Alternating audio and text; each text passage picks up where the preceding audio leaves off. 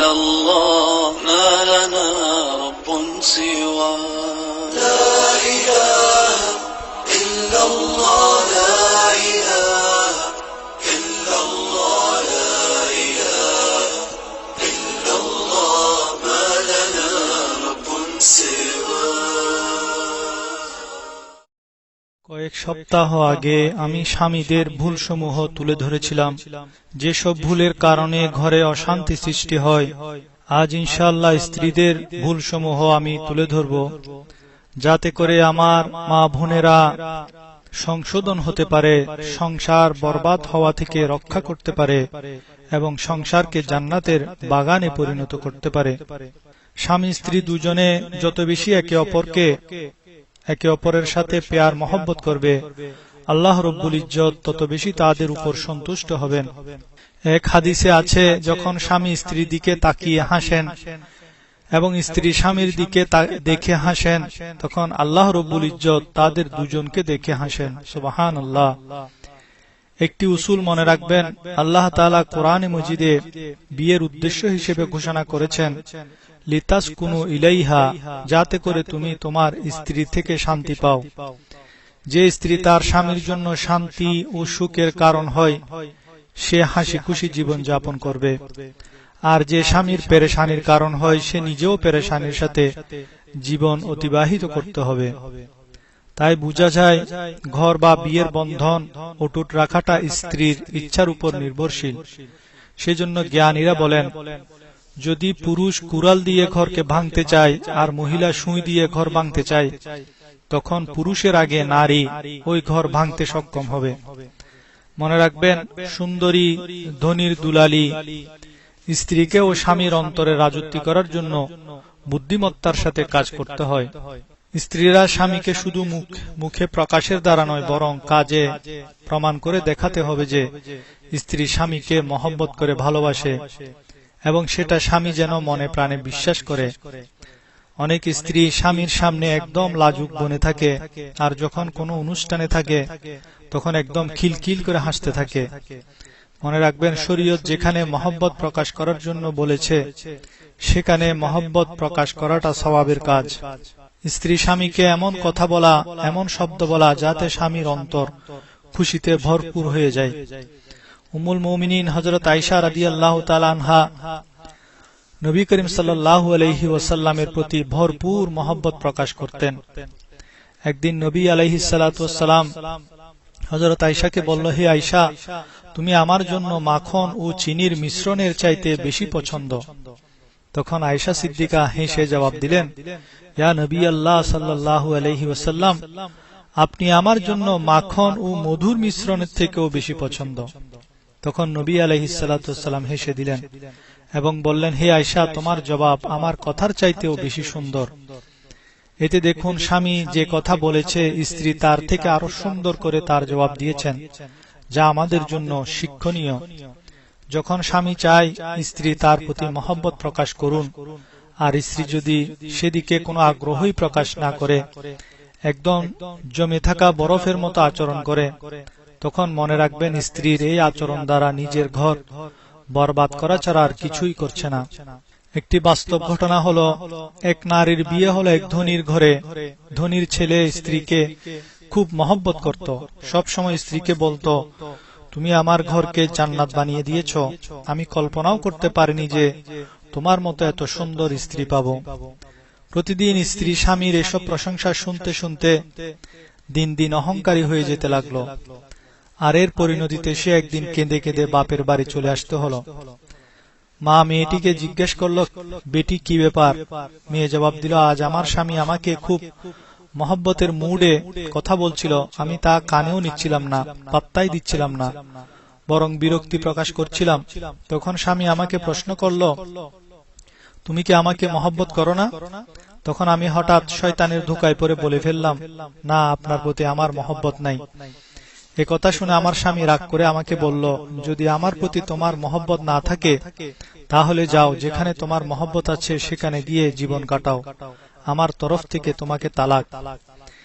এখন যখন বিয়ের 1 মাসের মাথায় স্বামী তালাক দিয়ে দিল, তখন স্ত্রী নিজের ভুল বুঝতে পারল। লম্হো কি খতায়ে কি সদিও মে সাজা পায়ে। এরপর সে মেয়ের আর ভালো প্রস্তাব আসে না, আসলেও আসে বুড়া বুড়া লোকের পক্ষ থেকে প্রস্তাব। এরপর কেঁদে কেঁদে সে মেয়ের বাকি জীবন কেটে গেল। উম্মাহাতুল মুমিনিন সাইয়্যিদাতুনা আয়েশা সিদ্দিকা রাদিয়াল্লাহু তাআলা আনহা নবী করিম সাল্লাল্লাহু আলাইহি সাল্লামের জন্য ছন্দ রচনা করেছেন, কবিতা রচনা করেছেন, যা খুবই প্রসিদ্ধ। যখন নবী করিম সাল্লাল্লাহু আলাইহি সাল্লাম এশারের নামাজের পর সাহাবাদের মজলিস থেকে ঘরে তশরিফ নিয়ে আসতেন, তখন পেয়ারা নবী করিম সাল্লাল্লাহু আলাইহি ওয়াসাল্লাম হাসি মুখে ঘরে প্রবেশ করতেন, সালাম করতেন। তখন নবী আলাইহিস সালাতু ওয়াসসালামকে মা আয়েশা রাদিয়াল্লাহু তাআলা আনহা এই ছন্দটি, শিয়ারটি শোনাতেন। তা হলো লানা শামসুন ওয়ালিল আফাকি শামসু, অর্থাৎ হে আসমান, এক তোমার সূর্য আছে আর এক আমারও সূর্য আছে। ওয়া শামসি খায়রুম মিন শামসিস সামাই, তবে আমার সূর্য আসমানের সূর্য থেকে অনেক বেশি উত্তম। ফা ইন্না শামসা তাতলাউ বাদা ফাজরিন, কারণ আসমানের সূর্য তো ফজরের পর উদিত হয়। ওয়া শামসি তালিউন বাদা ইশাই, আর আমার সূর্য উদিত হয় ইশারের পরে। এবার চিন্তা করুন, যদি স্ত্রী এই ধরনের শব্দ দ্বারা স্বামীকে অভিবাদন করে, স্বাগতম জানায়, বরণ করে নেয়, তাহলে সে স্বামীর অন্তরে স্ত্রীর প্রতি কি পরিমাণ মহব্বত সৃষ্টি হবে। আধুনিক যুগে আছে কি এমন কোন স্ত্রী যে নিজের স্বামীর জন্য এমন ছন্দ রচনা করেছে? আমাদের নারীদের এটা ভুল যে তারা মনে করে যে শুধু স্বামীরই দায়িত্ব হলো যে স্ত্রীর প্রতি ভালোবাসা প্রকাশ করবে, এবং এটাও ভুল ধারণা পোষণ করে আছে যে আমি স্বামীকে ভালোবাসার কথা প্রকাশ না করলে স্বামী আমাকে বেশি বেশি ভালোবাসবে। এটা হলো স্ত্রীদের অনেক বড় একটা ভুল ধারণা। সুতরাং স্বামী যখন ভালোবাসা প্রকাশ করে, তখন স্ত্রীরও দায়িত্ব হলো স্বামীর প্রতি ভালোবাসা প্রকাশ করা। স্ত্রীদের আরেকটি ভুল হলো সদা নিজের খুশির খেয়াল রাখা, স্বামীর খুশির প্রতি খেয়াল না রাখা। স্ত্রী যদি স্বামীর খুশির প্রতি সদা খেয়াল রাখে, তাহলে স্বামী বাহিরে থাকলেও, যে কোনো কাজে বাহিরে গেলে সে সারাক্ষণ ঘরের জন্য উদাস থাকবে। সে স্বামী বাহিরের কাজ, অফিসের কাজ সেরে সাথে সাথে ঘরের দিকে ছুটে আসবে, কারণ সে স্বামী চিন্তা করে যে ঘরে গিয়েই আমি আমার স্ত্রীর কাছে শান্তি পাবো। স্ত্রীদের আরেকটি ভুল হলো স্বামী কোনো কিছু নিষেধ করে দিলে সেটা আবার করা। অনেক সময় দেখা যায় স্বামী কোনো কাজ করতে নিষেধ করলে স্ত্রী স্বামীর কথা নিষেধাজ্ঞায় কান না দিয়ে আবার সে কাজটা করে। যখন নিষেধ করার পরও সে কাজ স্ত্রী করে, তখন এর ফলে ঘরে ঝগড়ার সৃষ্টি হয়, শান্তি নষ্ট হয়। যদি স্বামী স্ত্রীকে কোনো দায়িত্ব দেয়, তখন স্ত্রীর উচিত সে কাজটি এমন নিখুঁতভাবে করা যাতে স্বামী একদম নিশ্চিন্ত হয়ে যায়। স্বামী কোনো দায়িত্ব দিলে তা না করে, তার গুরুত্ব না দিয়ে অন্য কাজে ব্যস্ত হয়ে যাওয়াও স্ত্রীর একটা বড় ভুল। স্ত্রীদের আরেকটি বড় ভুল হলো স্বামীর সামর্থ্যের অধিক কোনো কিছুর আবদার করা, ফরমাইশ করা। স্ত্রীদের উচিত যে কোনো ডিমান্ড করার আগে স্বামীর সামর্থ্যের দিকে খেয়াল রাখা। স্ত্রী স্বামীর অপারগতাকে চিন্তা না করে জিদ করে যদি দামি কাপড় কিনেও নেয়, সে দামি কাপড় পরিধান করে কি স্ত্রী স্বামীর মনকে খুশি করতে পারবে? সুতরাং স্ত্রীরা সদা এই উসুলটা মনে রাখবেন, স্ত্রীদের ফরমায়েশ সদা স্বামীদের সামর্থ্যের ভিতর হওয়া চাই। এটাও দেখা যায় স্বামী কোনো গিফট বা উপহার বা কোনো নতুন কাপড় চোপড় কিনে এনে দিলে স্ত্রী মুখে শুকরিয়া বা ধন্যবাদ শব্দটা উচ্চারণ করতেও গড়িমসি করে, উপহার পেয়ে খুশি প্রকাশ করতেও অলসতা করে। এগুলি স্ত্রীদের এমন সব ভুল যা দেখতে ছোট মনে হয়, কিন্তু এসব আচরণের দ্বারা স্বামীর অন্তরে অনেক বড় ধরনের পরিবর্তন সৃষ্টি হয়। স্বামী বাহির থেকে আসার সাথে সাথে অনুযোগ আরম্ভ করাও স্ত্রীদের আরেকটি ভুল। কারণ স্বামী হয়তো বাহির থেকে কোনো পেরেশানি নিয়ে এসেছে, কোনো কারণে স্বামীর ব্যবসা ক্ষেত্রে বা অফিসে কারো সাথে ঝগড়া হয়েছে, তাতে স্বামীর মেজাজ খারাপ। আর সে অবস্থায় স্বামী যখন ঘরে আসে, তখন স্ত্রীর দায়িত্ব হলো স্বামীর পেরেশানির কারণ জানতে চাওয়া এবং স্বামীকে সান্ত্বনা দেয়া। কিন্তু সেটা না করে যদি স্ত্রী পেরেশানির উপর অভিযোগের পাহাড় নিয়ে উপস্থিত হয়, তাতে অনেক বড় ধরনের সমস্যা ও ঝগড়ার উৎপত্তি হয়। কোনো কারণে স্বামীর মেজাজ খারাপ থাকলে, মুড অফ থাকলে, কিংবা স্বামী কোনো কারণে রাগ করলে তখন স্ত্রীরও উল্টো মেজাজ বা রাগ দেখানোটা একটা বড় ভুল। এতে সংসার নষ্ট হওয়ার সম্ভাবনা বৃদ্ধি পায়।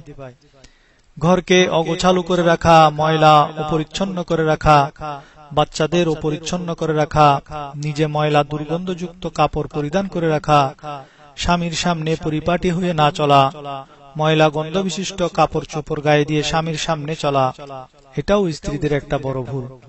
পরিষ্কার পরিচ্ছন্ন হলে ইমানের অর্ধেক। আত্তাহরু নিসফুল ইমান। যখন শরীয়ত বলেছে পরিচ্ছন্নতা ইমানের অর্ধেক, তাই আমাদেরকেও পরিচ্ছন্নতার সাথে মহব্বত হওয়া উচিত। দুনিয়ার এমন কোন লোক আপনি পাবেন না যে বলবে যে আমার পরিচ্ছন্ন ঘর ভালো লাগে না। স্ত্রীর সৌন্দর্য দেখার অধিকার শুধু স্বামীর, কিন্তু আমার বোনেরা কি কোনোদিন শুধু স্বামীর জন্য সেজেছেন? তবে বাহিরে যাওয়ার সময় সাজসজ্জা করতে আমার বোনদের ভুল হয় না। এরপর হলো জিদ করা।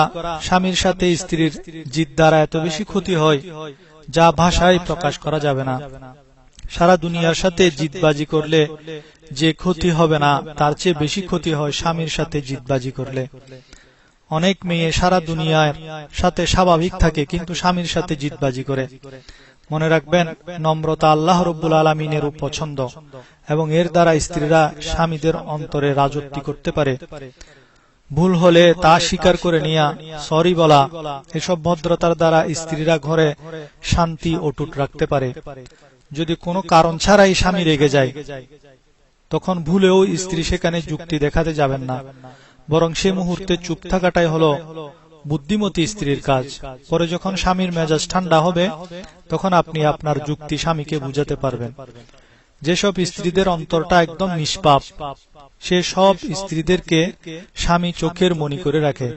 তাই স্ত্রীদের উচিত অন্তরটা সদা নিষ্পাপ রাখা, মাসুম রাখা।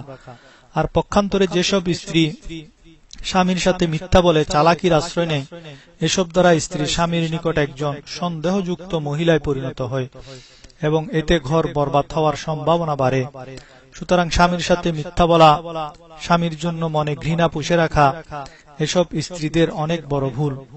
মনে রাখবেন, আপনার মনে স্বামীর জন্য সম্মান ভালোবাসা পোষণ করলে অটোমেটিক স্বামীর অন্তরেও আপনার জন্য সম্মান ও ভালোবাসার সৃষ্টি হবে। স্বামীর কোনো ভুল থাকলে তা মানুষের কাছে প্রকাশ না করে তা গোপন করাটাও বুদ্ধিমতী স্ত্রীদের একটা গুণ। কারো দোষ প্রকাশ না করা, এটা আল্লাহর একটা গুণ। হাদিসে আছে, তাখাল্লাকু বিআখলাকিল্লাহ, তোমরা আল্লাহর গুণে গুণান্বিত হও। সুতরাং স্বামী যদি ভুল করে, গুনাহ করে, তারপরও স্ত্রীর উচিত স্বামীর প্রতি ভালোবাসার প্রকাশ করা এবং ভালোবাসার মাধ্যমে স্বামীকে গুনাহসমূহ থেকে ফিরিয়ে আনা। স্ত্রীদের আরেকটি মারাত্মক ভুল হলো স্বামীকে সন্দেহ করা। স্বামী কোনো কারণে অফিস থেকে কিংবা ব্যবসার কাজ থেকে ঘরে আসতে দেরি করলো, তখন স্ত্রী শুধু শুধু নিরাপরাধ স্বামীর প্রতি সন্দেহের তীর ছুঁড়ে মারা, এটাও ঘর বরবাদ করার অনেক বড় একটা কারণ। সুতরাং কোনো পাকাপোক্ত কারণ না থাকলে স্বামীর উপর মিথ্যা সন্দেহ করা থেকে বেঁচে থাকুন। সকালে স্বামীর সাথে ঝগড়া করে স্বামীকে নাস্তা তৈরি করে দিলেন না, আর স্বামী খালি পেটে অফিসে চলে গেল। আর সেখানে কোনো বেপরদা নারী যখন জিজ্ঞাসা করলো, স্যার, আজ আপনার মনটা কি খারাপ?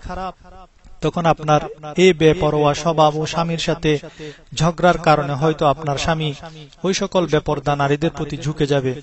সুতরাং স্ত্রীরা কখনো স্বামীদেরকে পেরেশান করে ঘর থেকে বিদায় দিবেন না। আল্লাহ তাআলা কোরআনে মজিদে ফরমান, লিতাসকুনু ইলাইহা, যেন স্বামী তোমার কাছ থেকে শান্তি পায়। কোনো কারণে স্বামী নারাজ হলে যতক্ষণ স্বামীকে রাজি না করে নিবেন, ততক্ষণ ক্ষান্ত হবেন না। কারণ স্বামী নারাজ হয়ে গেলে স্বামীকে শয়তান তালাকের জন্য প্ররোচিত করতে থাকে। স্বামীর দোষ প্রকাশ করা, নিজের আত্মীয় স্বজন, মা বাবা, ভাই বোন, এমনকি সন্তানদের সামনে স্বামীর দোষ বলতে থাকাও স্ত্রীদের অনেক বড় একটা ভুল। মনে রাখবেন, ঘরকে জান্নাতের বাগান বানানোর জন্য সবচেয়ে বড় একটা উপায় হলো সদা অন্যদের কাছে স্বামীর সুনাম করা, স্বামীকে অন্যদের কাছে সম্মানের আসনে বসানো, অন্যদের দৃষ্টিতে আপনার স্বামী যেন সম্মানিত হয় সে ব্যাপারে চেষ্টা করা। স্ত্রীদের আরেকটি ভুল হলো, কখনো কখনো অনেক স্ত্রী স্বামীকে এমন পজিশনে এনে দাঁড় করিয়ে দেয়, হয়তো স্বামী স্ত্রীকে রাখবেন অথবা মাকে রাখবে। এমন শর্ত দেয় যে হয়তো এই ঘরে তোমার মা থাকবে, নতুবা আমি থাকব। এই ধরনের কথাবার্তা ঘর বরবাদ করার সবচেয়ে বড় একটা কারণ, এবং এর দ্বারা আপনি স্বামীর দুনিয়া এবং আখিরাত বরবাদ করে দিচ্ছেন। স্ত্রীদের সবচেয়ে বড় আরেকটি ভুল হলো কোনো পরপুরুষের সাথে নির্জনে কথা বলা, কিংবা ফোনে কথা বলা, কিংবা হেসে হেসে কথা বলা, হোয়াটসঅ্যাপ করা, ফেসবুকিং করা। এসব বিষয়ের পরিণতি একটাই, তা হলো ঘর বরবাদ হওয়া। মনে রাখবেন, স্বামীরা স্ত্রীদের সব ভুলই বরদাস্ত করতে পারে, কিন্তু পরপুরুষ সংক্রান্ত এসব ভুল স্বামীরা কখনো বরদাস্ত করতে পারে না। আজকাল বেশিরভাগ তালাকের পিছনে কারণ হলো পরপুরুষের সাথে ফোন কিংবা মেসেজ। সুতরাং স্ত্রীরা স্বামীর অনুমতি ছাড়া কোনো কাজ করা এবং ঘর থেকে বের হওয়া থেকে বিরত থাকবেন। হাদিসে পাকে আছে, যে রমণী স্বামীর অনুমতি ছাড়া ঘর থেকে বের হয়, যতক্ষণ পর্যন্ত সে রমণী ঘরে ফিরে না আসে, ততক্ষণ আল্লাহর ফেরেশতারা সে নারীর উপর লানত বর্ষণ করতে থাকে। অপর এক হাদিসে আছে, স্বামী যদি কোনো জায়েজ কারণে স্ত্রীর উপর নারাজ হয়, অসন্তুষ্ট হয়, আর স্ত্রী তার পরোয়া না করে, যতক্ষণ স্বামী অসন্তুষ্ট থাকে, সেই সময় স্ত্রীর কোনো নামাজও আল্লাহ কবুল করেন না। আরেকটি খুব চমৎকার হাদিস বলে আজ আমি শেষ করব। নবী করিম সাল্লাল্লাহু আলাইহি ওয়াসাল্লামের যুগে এক সাহাবীর 2 তলা বিশিষ্ট ঘর ছিল। উপরের তলায় সাহাবী তার স্ত্রীকে নিয়ে থাকতো, আর নিচের তলায় তার ওই সাহাবীর শ্বশুর শাশুড়ি থাকতো, বৃদ্ধ। সাহাবী বাহিরে সফরে যাওয়ার সময় স্ত্রীকে বলে গেল, তোমার প্রয়োজনীয় সবকিছু আমি দিয়ে গেলাম, তুমি আমি ফিরে না আসা পর্যন্ত উপরের তলা থেকে নিচে নামবে না। এর মধ্যে সে মহিলাটির পিতা অসুস্থ হয়ে গেল। ওই সাহাবিয়া মহিলা নবীজির কাছে পয়গাম পাঠালো, হে আল্লাহর রাসূল, আমার স্বামী নিষেধ করেছে যেন আমি নিচের তলায় না নামি। এখন আমার পিতা অসুস্থ, আমি কি আমার পিতাকে দেখতে নিচে নামতে পারি? নবী করিম সাল্লাল্লাহু আলাইহি সাল্লাম জবাব পাঠালেন, না। এরপর কিছুদিন পর ওই মহিলার পিতা মারা গেল। এবার মহিলা নবীকে আবার পয়গাম পাঠালো, হে আল্লাহর রাসূল, আমি কি আমার বাবার মুখখানা শেষবারের মতো একবার দেখতে নিচে নামতে পারি? নবী করিম সাল্লাল্লাহু আলাইহি ওয়াসাল্লাম বললেন, যেহেতু তোমার স্বামী নিচে নামতে নিষেধ করেছেন, তাই তোমার মৃত বাবার চেহারা দেখতেও তুমি নিচে নামতে পারবে না। সে কঠিন মুহূর্তে সে নারী কতটা ধৈর্যের সাথে সে সময়টা পার করেছেন তা চিন্তা করার বিষয়। এরপর তার পিতার জানাজা হলো, দাফন হলো।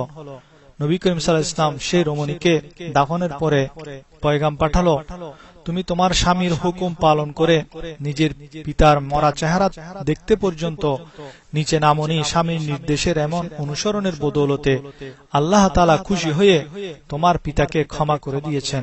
সুবহানাল্লাহ। আল্লাহ তাআলা সকল মুসলমানের সংসারে শান্তি নাজিল করুন, আমিন। আসসালামু আলাইকুম ওয়া রাহমাতুল্লাহ।